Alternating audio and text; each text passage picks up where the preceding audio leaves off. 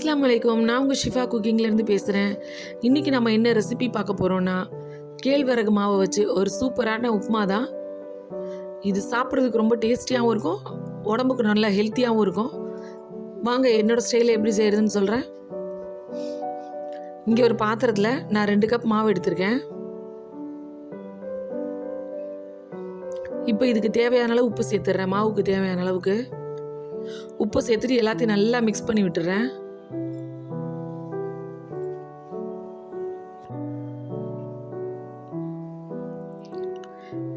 Mix பண்ணக்கப்புறம் தண்ணி ஊற்றி இப்போ பிணைய ஆரம்பிச்சிடலாம். இந்த மாவை நம்ம புட்டு மாவுக்கு மாதிரி தண்ணி ஊற்றி பிணைய போகிறோம். ஆனால் புட்டு மாவு அளவுக்கு ரொம்ப ட்ரையாக பிணையக்கூடாது. புட்டுக்கு கொஞ்சம் உதிரி உதிரியாக மாவை பிணைவோம். புட்டு மாவு பிசைஞ்சதுக்கப்புறம் பார்த்தா உதிரி உதிரியாக இருக்கும். ஆனால் இது கொஞ்சம் நல்லாவே தண்ணி ஊற்றி பிசையணும். ஏன்னா ரொம்ப உதிரி உதிரியாக பிசைஞ்சோம்னா நம்ம தாளித்து சாப்பிடும்போது ரொம்ப விற்கிறது மாதிரி இருக்கும், கொஞ்சம் சாஃப்டாக இருக்காது.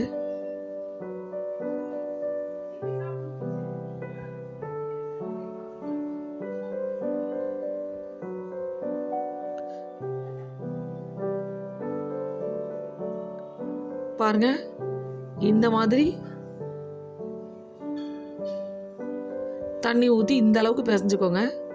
கைட்ட பிடிச்சா பிடிக்க வர அளவுக்கு. அப்போ தான் பதம் கரெக்டாக இருக்கும்.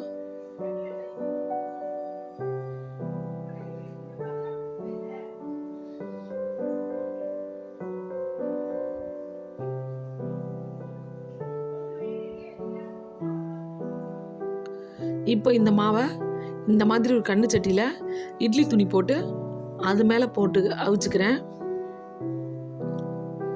இப்போ இதை நான் ஆவியில் வேக வைக்க போகிறேன்.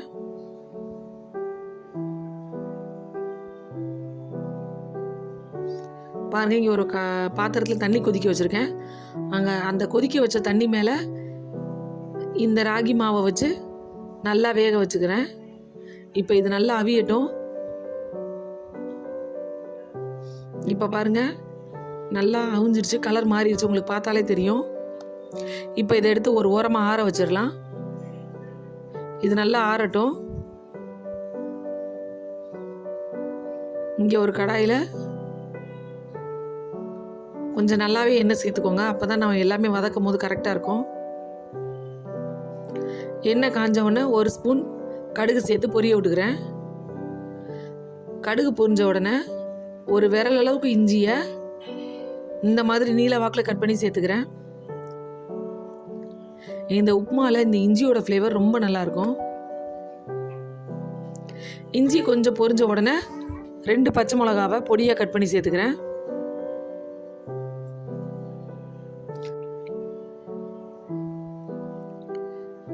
பச்சை மிளகாவும் கொஞ்சம் பொரிஞ்ச உடனே இப்போ நம்ம ஒரு பெரிய வெங்காயத்தை பொடியாக கட் பண்ணி சேர்த்துக்கிறேன்.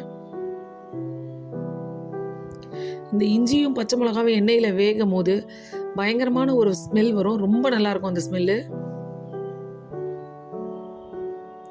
இப்போ இதில் ஒரு கொத்து கருவேப்பிலையும் சேர்த்துக்கிறேன்.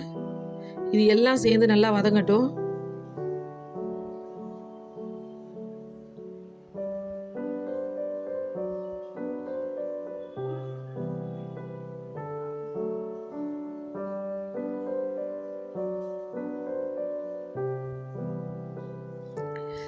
இப்போ இதில் கொஞ்சம் வேர்க்கடலையை சேர்த்துக்கிறேன். தொலி எடுத்துட்டு தொலி எடுத்தேன், அப்படி இன்னும் கொஞ்சம் தொலி இருக்குது அதில். இது வறுத்த வேர்க்கடலை. ஒரு பெரிய சைஸ் கேரட்டை துருவி அதையும் சேர்த்துக்கிறேன். இப்போ இந்த மசாலாக்கெல்லாம் தேவையான அளவு உப்பு இதில் சேர்த்துறேன். இப்போ இந்த வேர்க்கடலை கேரட் எல்லாமே எண்ணெயில் கொஞ்சம் நேரம் நல்லா வேகட்டும்.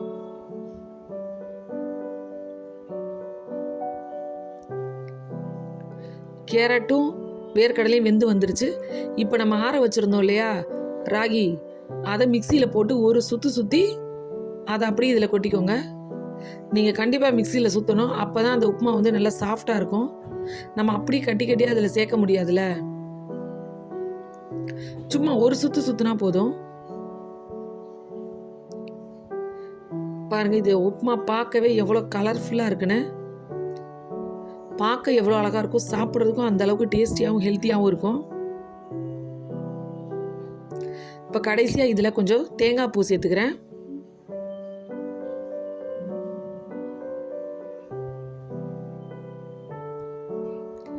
தேங்காய் பூ சேர்த்ததுக்கப்புறம் எல்லாத்தையும் நல்லா ஒரு மிக்ஸ் பண்ணி விட்டுட்டு அவ்வளோதான், அடுப்பு ஆஃப் பண்ணிடலாம். ஒரு சூப்பரான ராகி உப்புமா ரெடி ஆகிடுச்சு. நீங்களும் உங்கள் வீட்டில் இதே மாதிரி ட்ரை பண்ணி பாருங்கள். ட்ரை பண்ணி பார்த்துட்டு எப்படி இருந்துச்சுன்னு எனக்கு கமெண்டில் சொல்லுங்கள். என்னோட இந்த ரெசிபி எனக்கு பிடிச்சிருந்துச்சுன்னா என்னோட சேனலை லைக் பண்ணுங்கள், ஷேர் பண்ணுங்கள், சப்ஸ்கிரைப் பண்ணுங்கள். மறந்தாமல் பெல் ஐக்கானை கிளிக் பண்ணுங்கள். சூப்பர். சப்ஸ்கிரைப் பண்ணுங்க. தேங்க்யூ.